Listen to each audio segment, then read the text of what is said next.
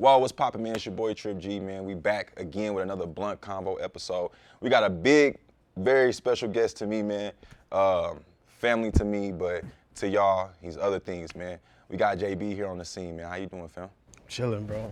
Good. That you made it out, man. You look tired right now. Yeah, man. You know, you can't be tired, man. I don't like to say I'm tired, because if I feel like I'm tired, then it's ain't for me. You know what I mean? So, Got to keep it going. gotta pep up. You know what I mean? It's the marathon, not the race. So, bro, I'm gonna get right into it, man.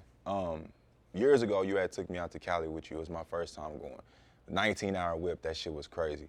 You had them sushi, egg roll, Yeah. sushi burritos joints, and I just remember you telling me about like your plans of like implementing a food structure here in Oklahoma City on the east side, respectfully. How long was east side an idea before it actually became a thing? Eastside Pizza.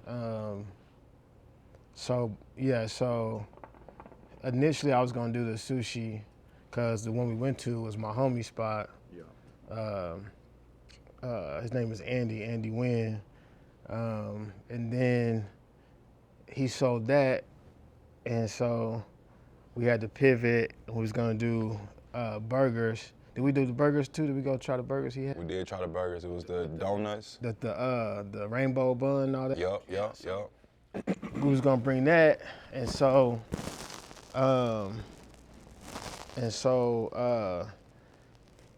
COVID hit and hit him hard out there, and so we had to pivot again, and so that's when and then he had to pull out, so it was just me, and I didn't know nothing about making no burgers, and I know nothing about making sushi, you know what I'm saying? But the only food experience I had was when I was in high school. I worked at Pizza Hut, so I said, I better stick with what I know. You know what I'm saying? But the idea of doing food, or at least those specific concepts, really just started because a lot of the things on, because I had already had the space, and originally I was going, before food, I was thinking about doing like a hip hop shop, or like a record store or something like that. So, just like I went to him to see if he would help, because he knew food, he does it real well. And so when I was thinking I wanted to do the record store, I wanted to get with somebody who I was already doing it and did it well. So just like we flew out there, I flew to Minneapolis to this record shop called I think it's called Fourth Element. Anyways, just a legendary hip hop record shop. You know what I'm saying? And they did in stores and all that, and they had the label up top. The label offices up top, and then below is record store. So that's hard. Went out there, met with them, and he was just pretty much like, man, he was like, don't do no record store. He was like, people don't buy records like that. And he's like, most of our stuff is online. People, you know what I mean, like that, and then you in the Midwest too. You like in Oklahoma, and so that's when I went from that idea to food, and food was because I was still thinking maybe I could just do like a venue or a studio or something like that. Well, whenever all the stuff started happening on the east side with, the grocery store and all that stuff happening, and I was like, man, we need food. People were saying when the grocery store closed, then, we was like organizing like shuttles to get people to the grocery store, and like just all that kind of stuff, just trying to make sure the community had transportation to go get just the bare necessities for their cribs and whatnot. And so I was like, man, and people were saying, well, the east side is a food desert and this and that, and then what I realized is that the east side wasn't a food desert, is what you call a food apartheid. The difference is like when you think about a desert isn't man-made. It's created by God. You know what I'm saying? Yeah. An apartheid is man-made. Like it's intentional. Wow. The lack of resources, the you know, just the way the East Side looks, like all that stuff was created intentional, you know, years and years ago. So so I just wanted to be a part of changing that story, and so I said we gotta do food, and so with the sushi, it was like I was just, you know, I always like get to travel and, you know, try new things. So I'm always going, man, I want to bring this to OKC. I want people to see. I'm saying, I want to, when I go place, I'm like, I want to bring this to OKC because I can't take OKC to there. You know what I'm saying? And so I love those sushi burritos, Love them. and that was fire. And then the same thing with the burgers. I love those. And we had even started promoting the burgers, you know what I'm saying? And then COVID hit, and so whenever we switched to pizza, it was really it was really just, you know, almost overnight, you know. And then the thing with the black crust was so whenever we announced the burgers, people was going crazy for the rainbow bun. You know what I'm saying? Like, I knew that was gonna be like people would like even whenever we wouldn't try it, we bought the burger we wanted and we just bought that burger just to get pictures of it. You know what I'm saying? So I knew that like I wanted to like have that type of draw too. Yeah. So I started searching for creative ways to make pizza, cool ways. And that's how I came across the black. And I was like, man, you know me, I could finesse anything black. You know what I'm saying? And so, so we went that route, but yeah, the same, and that's the same thing with Scramble. You know, me and Cordell, we would go to Atlanta, we go to Houston, all the places where, you know, that black brunch culture is a thing. You know what I'm saying? We would go to them cities and try to brunch, and we was like, man, we got to do this in OKC. You know what I'm saying? And I want to say, me and him, man, we talked about that probably like before I even did pizza, you know what I'm saying? Yeah, because that was gonna be my next question. How did y'all come up with that, and what made you? We have been thinking about that before I even did pizza because Cordell, he always, you know, when he came back to Oklahoma, he was you know, just really just on it, you know what I'm saying, creating stuff, clothing, art gallery, all that stuff. And so, and all those things we would do together too when we travel, you know what I'm saying? So and so when we decided to do the brunch, it was, you know, it was kind of like it was a, it took longer just because, you know, it's just it's just way bigger project than Eastside Pizza, you know what I'm saying? Yeah. And so, and he already had, you know, his art gallery and stuff going, and so it was just one of those things where, you know, you don't want to put the cart before the horse, and neither one of us had any restaurant experience, you know what I'm saying? And so, you know, after doing Eastside Pizza, you know, then, you know, the next thing was to do that bigger project, which was Scramble, you know what I'm saying? And so, And that's crazy because you knocked out two of my questions in that one. And I was gonna ask you, how do you manage so many big projects, bro? Like that, and also being a father, bro, being active in your daughter's lives and your son's life. Like, how do you do that? man, you just, you know, you gotta have the right people around you, you know what I'm saying? Like, for the restaurants, you know, I got a great GM. I got you know, some great operators that help. You know, and then with Scramble, you know, from the jump, I said I don't want to have to go in there. I don't want to have to work. I don't want to do none of that. You know what I'm saying? I want to show up and eat, and that's it. You know, and Cordell was like, man, I'm trying to be in there. I'm trying to, you know what I'm saying? I'll do whatever it takes. You know what I'm saying? And so and so, you know, having him, you know, carry the heavy load at Scramble is huge, and then having, you know, people at Eastside carry the heavy load is huge too. So there's that, and then with, you know, the other stuff like Juneteenth and Live Free, those is like the passion. That's my those are my passion projects. So like Straight up. like Juneteenth, you know, initially Juneteenth was supposed to be smaller, like just like a art type thing. You know what I'm saying? Like nothing big, but you know, I started thinking, man, like, you know, I go and perform at all these other places and all these big festivals and, you know, all these this other cool stuff in other parts of town, and like and then I'm trying to get my people to come over there. You know what I'm saying? You know, and so I was like, man, we should just do our own. You know what I'm saying? And make people come over here. You know what I mean?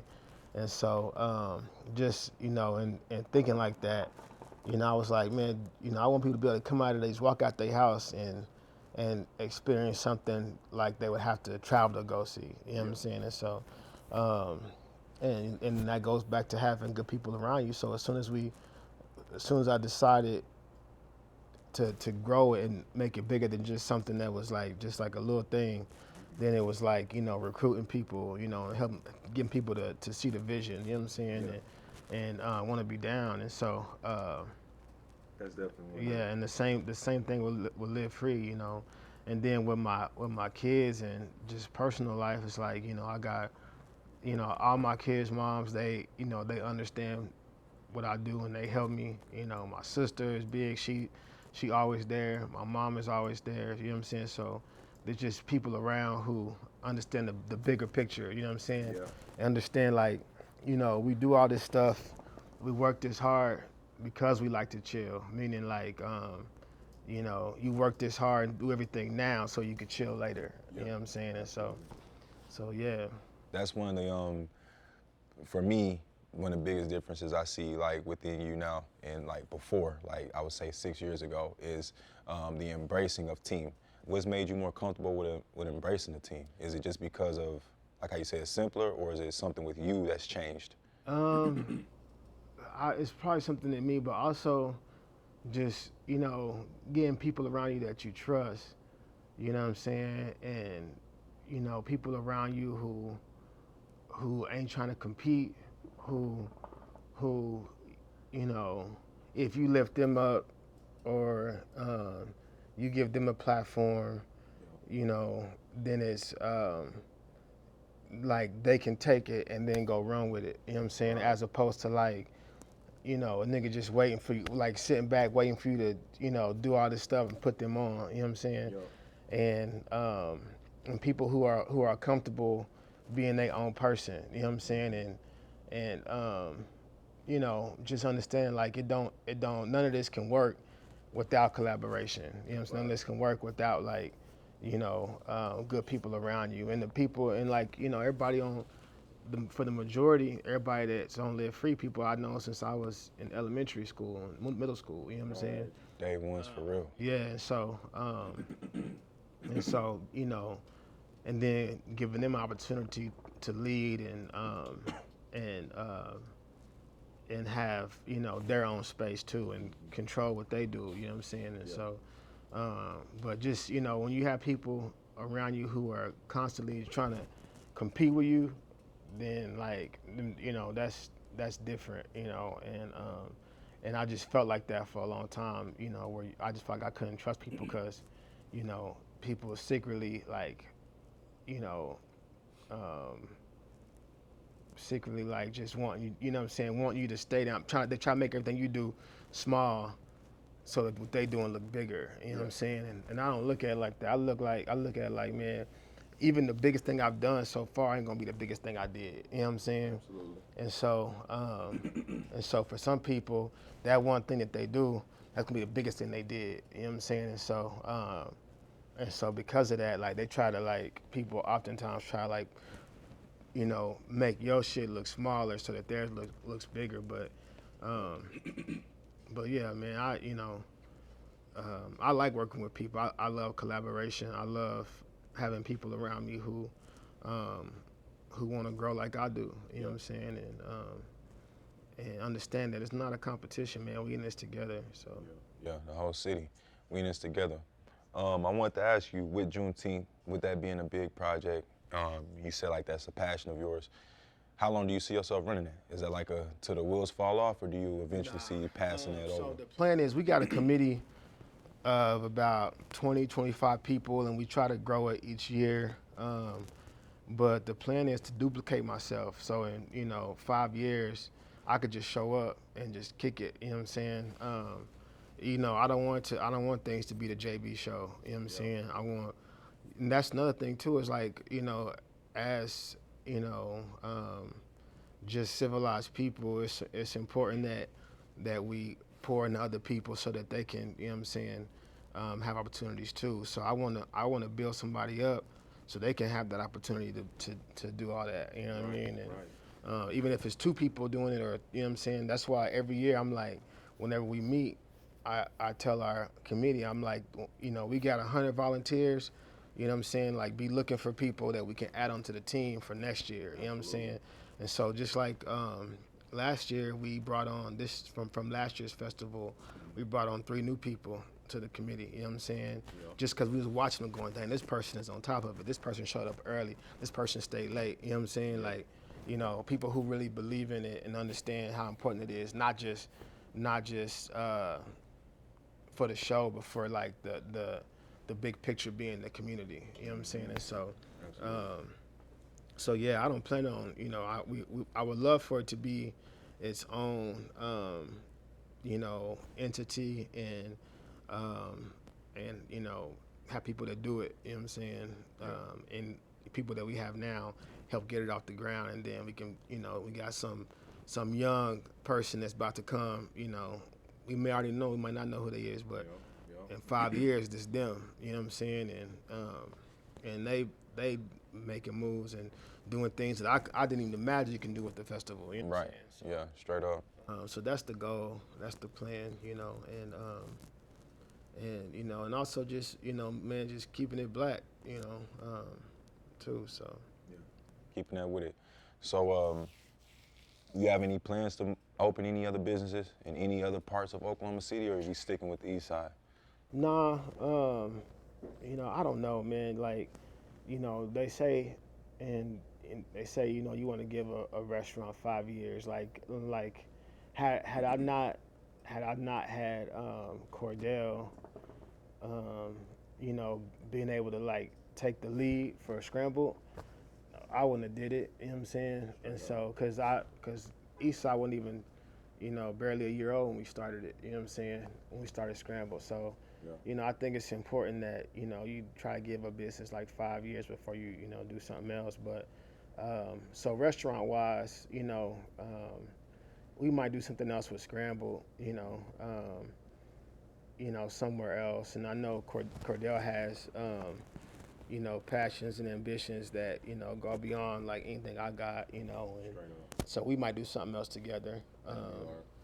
But you know, I don't know, man. You know, I try to not to do stuff just to do it. You know what I'm saying? You know, it's niggas that will do stuff just, you know, so they can say they got something. You know what I mean?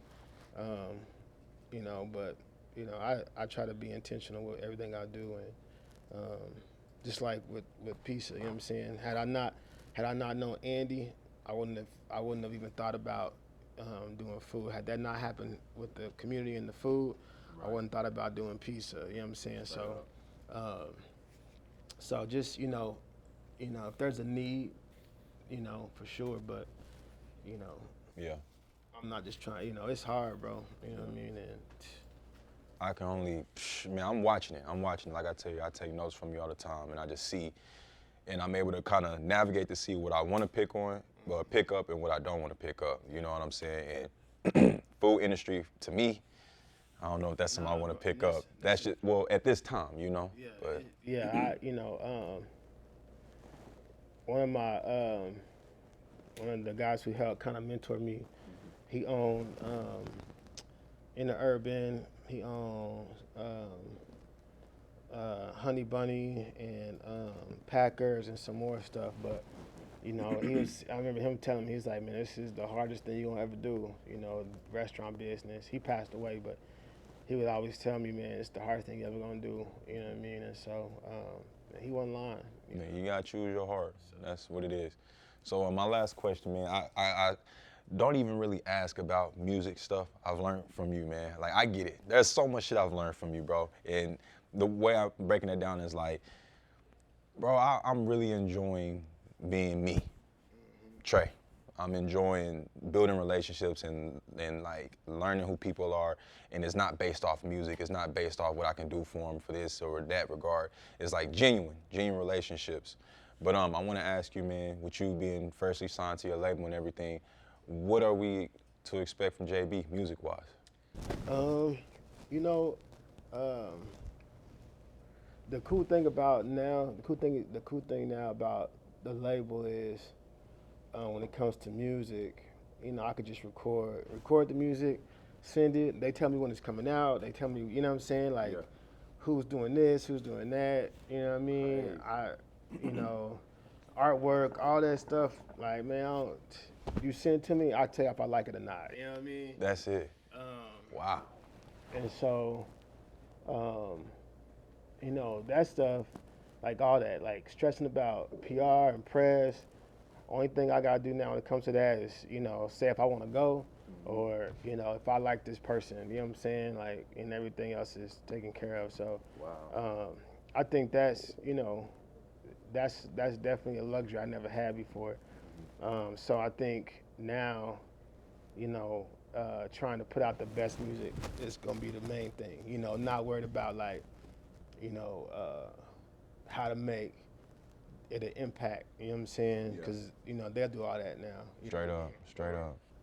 Trying to save up, so I got the money to do it, or you know, worried about, you know, have enough money to press the vinyl and all that stuff I used to worry about. I don't have to worry about no more. You know what I mean? So that's cool. And it, you know, they have a whole, they already have a whole like, you know, fan base of people that just follow them. You know what I mean? And all their artists, and look forward to whoever, you know, their new artists and stuff like that. So that stuff is cool. But so hopefully, man, like the EP is done. I think they're gonna release the first song in July. And then I'm starting the album, and that's for the album. I feel like that's what's gonna like cement, like, you know, like the EP is cool, but like because I have so much flexibility now with, you know, producers and artists I want to work with and things like that, like, you know, I feel like an album I can like take my time and Above and beyond. yeah, man, and just like create and not think of not create while I'm trying to think about like, okay, with this song I gotta do this, with this song you know what I'm saying, or you know what I mean, like Right. just create and hand it off, you know what I'm saying, and they take care of it. So Your creative bag is deep, bro. Like people, that's one thing I also pick up too is like how creative you are. It's cool being a rapper, it's cool being a good rapper and all that, but like what is different, you know? And I feel like that's what the culture of Oklahoma City struggle with, is how to be different, how to find their own lane. Everybody is doing the same thing in a sense. So, bro, your creative bag is deep. I appreciate it, man. And I think, you know, people should have fun with rap. You know, I was in the studio one time, and the dude, I can't remember, he was playing instrument and had something else going. And I said, okay, put that on top of that, and then add this.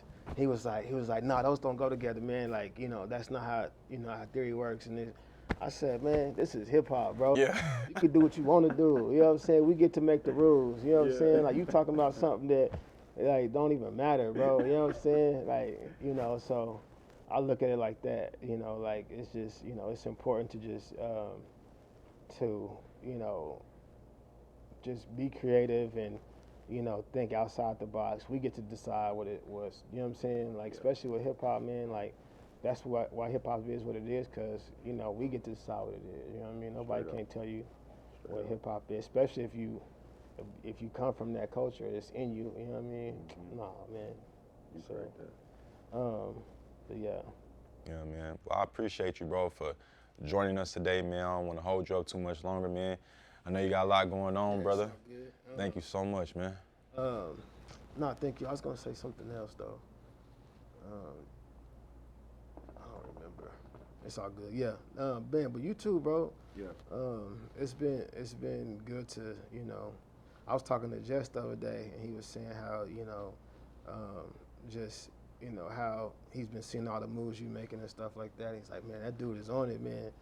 I said, good, because I'm gonna need somebody to, you know what I'm saying, pass the rock to, you know what I mean? So, But yeah, man, just, yeah. Even like all this stuff, man, this is dope, so. Thank you, man.